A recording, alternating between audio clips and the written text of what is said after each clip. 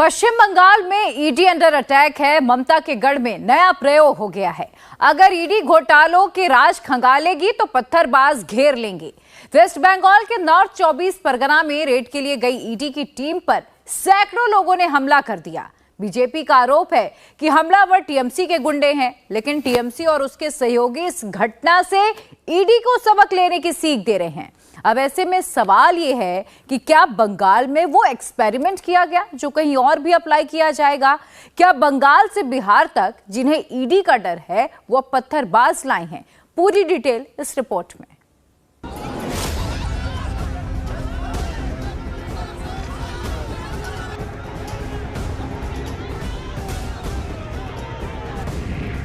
ED की गाड़ियां तोड़ी जाएंगी, अफसरों के सिर फोड़े जाएंगे।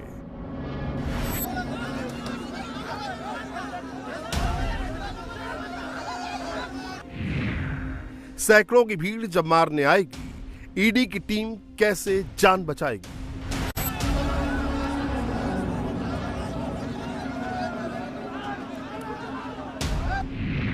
ईडी का एक्शन होगा तो बंगाल में करप्शन को प्रोटेक्शन होगा।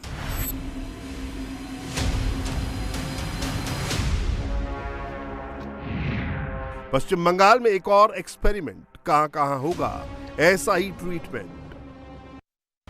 टीएमसी लीडर शाहजहां शेख, इनके यहां ईडी छापा मार रही थी। पहले तो कोई घर से निकला नहीं, उसके बाद यह जानलेवा हमला हो जाता है। आप सोचिए कितना चिंताजनक है। पुलिस ने ईडी के अफसरों से बात करने से मना कर दिया।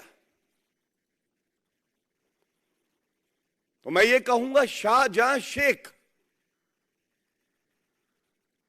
मामला तो शाहजहां शेख का है, पर शह किसकी है? ये शेखी किसकी है? ईडी की जांच पर अरविंद केजरीवाल, हेमंत सोरेन और तेजस्वी यादव अब तक सिर्फ उंगली ही उठा रहे हैं, लेकिन इंडी गठबंधन की सबसे अहम सहयोगी ममता बनर्जी के गढ़ में जांच एजेंसी की टीम पर पत्थर बरसाने का नया प्रयोग हो गया है। आपको बताएंगे कि पश्चिम बंगाल में ईडी की टीम किस बड़े घोटाले की जांच कर रही है, लेकिन उससे पहले देख लीजिए और जान लीजिए कि अटैक किसने और कैसे किया।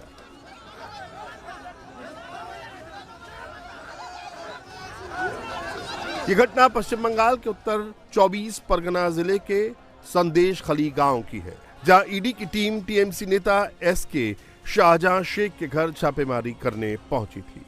लेकिन यहां जांच एजेंसी के अफसरों पर अटैक की पूरी तैयारी पहले से थी। जांच एजेंसी के साथ केंद्रीय सुरक्षा बल की टीम थी, इसीलिए पहला वार भीड़ में आगे मौजूद महिलाओं ने किया।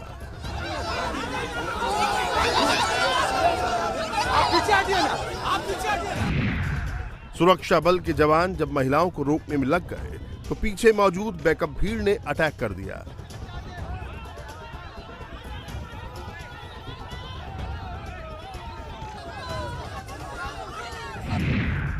इनका सीधा टारगेट ईडी के अधिकारी थे। हमलावरों ने किसी का सिर फोड़ा तो किसी को लहूलुहान कर डाला। ईडी की गाड़ियों और सुरक्षा बलों को भी निशाना बनाया गया। किसी तरह जान बचाकर ईडी की टीम वहां से निकली तो सीधा अस्पताल पहुंची।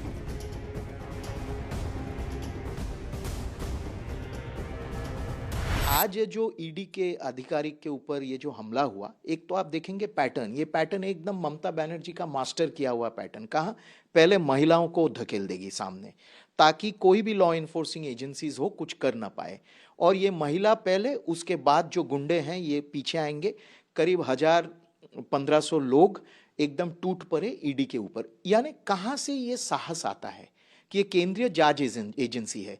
कौन कहा जांच करने के लिए? कोर्ट ने कहा जांच करने के लिए। किसने कहा? सुप्रीम कोर्ट ने कहा, हाई कोर्ट ने कहा।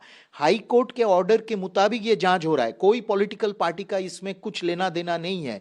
30% PDS ration was sold in the open market. इसका जांच हो रहा है। कई मंत्रियों ने हजार करोड़ रुपया बनाया। हमलावर टीएमसी के समर्थक बताए जा रहे हैं, लेकिन सवाल है कि उन्हें ईडी के टीम के आने की भनक कैसे लगी। ईडी की टीम ने रेड से पहले शाहजहां शेख के घर पर कई बार फोन किया, लेकिन फोन का कोई जवाब नहीं मिला। इसके बाद केंद्रीय बलों के साथ जांच एजेंसी की टीम रेड के लिए पहुंची। अब यह भी जान लीजिए कि शाहजहां शेख कौन है। टीएमसी नेता शाहजहां शेख एक बड़ा राशन डीलर है। वो उत्तर 24 परगना जिले के टीएमसी परिषद का मत्स्य पालन और पशु संसाधन अधिकारी भी है। शाहजहां शेख को पश्चिम बंगाल के पूर्व खाद्य मंत्री ज्योतिप्रिय मलिक का करीबी माना जाता है। राशन घोटाले में ज्योतिप्रिय मलिक के आवास पर भी ईडी छापेमारी कर चुकी है। इसी राशन घोटाले की जांच के लिए ईडी की टीम शेख के घर तलाशी के लिए पहुंची थी। सिर्फ ये एक केंद्रीय निरपेक्ष एजेंसी के ऊपर ही अटैक नहीं, बल्कि ये पूरी संविधान का ऊपर अटैक है, पूरा जो महामान्य उच्च अदालत की निर्देश है उसका ऊपर अटैक है, और उसके साथ साथ फेडरल स्ट्रक्चर का ऊपर अटैक है। और मैं ये कहना चाहूंगा कि बंगाल में ऐसी घटना, ऐसी हादसा बार बार हो रहा है, और क्यों हो रहा है इसको भी हम लोग ये भी खोज करेंगे। दरअसल राशन घोटाले के मामले में प्रवर्तन निदेशालय की टीम पश्चिम बंगाल में लगातार छापेमारी कर रही है। ईडी ने खुलासा किया था कि पश्चिम बंगाल में पीडीएस यानी सार्वजनिक वितरण प्रणाली का करीब 30% राशन खुले बाजार में बेच दिया गया। जांच एजेंसी के मुताबिक राशन बेचने के बाद मिले पैसे मिल मालिकों और पीडीएस वितरकों के बीच बांटे गए। चावल मिल मालिकों ने कुछ सहकारी समितियों और दूसरे लोगों की मदद से किसानों के फर्जी बैंक खाते खोले। धान उत्पादकों को भुगतान की जाने वाली एमएसपी को अपनी जेब में डाल दिया गया। जिस शाहजहां शेख के इलाके में ईडी की टीम पर जानलेवा हमला हुआ, उसके बारे में पश्चिम बंगाल के बीजेपी नेताओं का बड़ा आरोप है। बीजेपी का दावा है कि शाहजहां शेख बड़ा माफिया है। वो ममता बनर्जी के भतीजे अभिषेक बनर्जी का करीबी है। बीजेपी ने शाहजहां शेख पर ट्रैफिकिंग का आरोप भी लगाया है। सबसे बड़ा आरोप है कि शाहजहां शेख रोहिंग्या को बसाता है, जो राष्ट्रीय सुरक्षा के लिए खतरा है। मैं आज से नहीं 2019 से कह रहा हूं, Shahjahan Sheikh is a threat to public peace in that area. इसके ये पूरा वहाँ एक बड़ा माफिया है, और ये अभिषेक बनर्जी जो तृणमूल कांग्रेस के जनरल सेक्रेटरी है उसका बहुत करीबी है। उसको पूरा खुली छूट दिया गया है साउथ 24 परगनास में। वहाँ वो इलीगल कई सारे काम ट्रैफिकिंग करता है।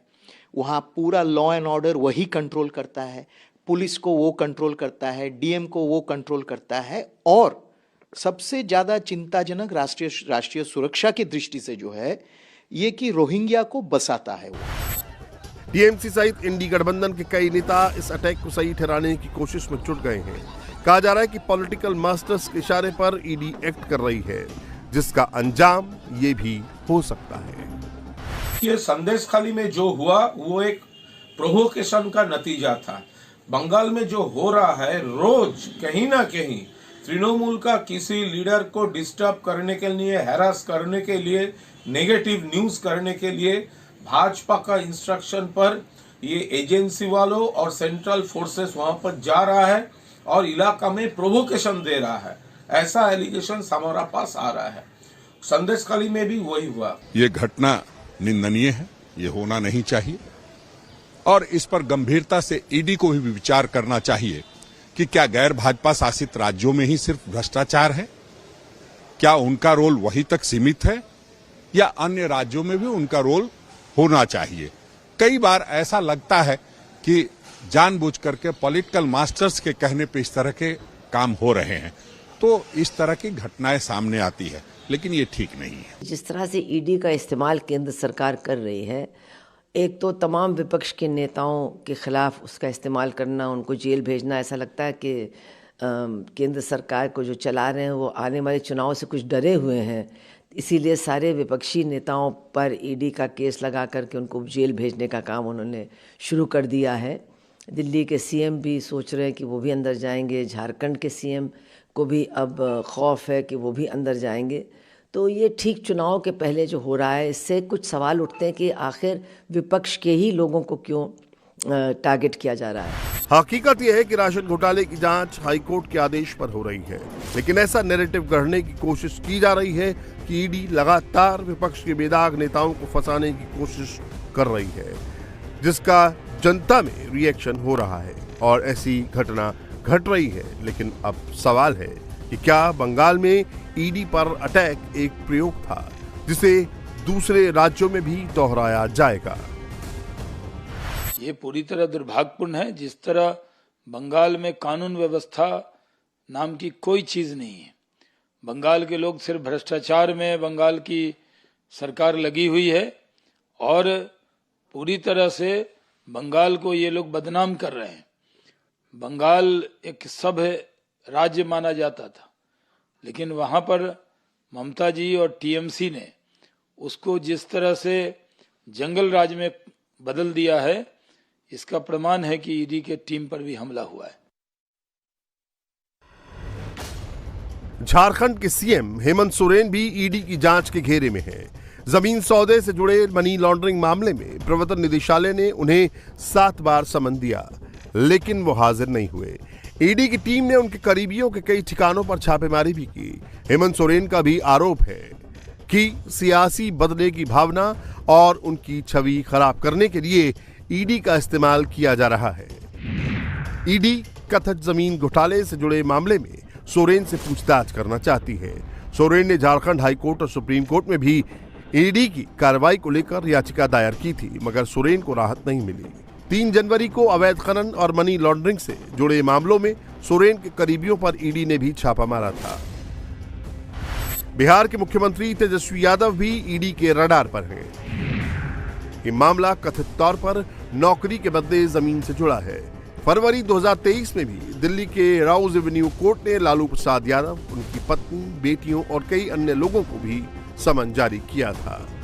22 और 27 दिसंबर 2023 को भी तेजस्वी और लालू यादव से ईडी ने पेश होने के लिए कहा था, मगर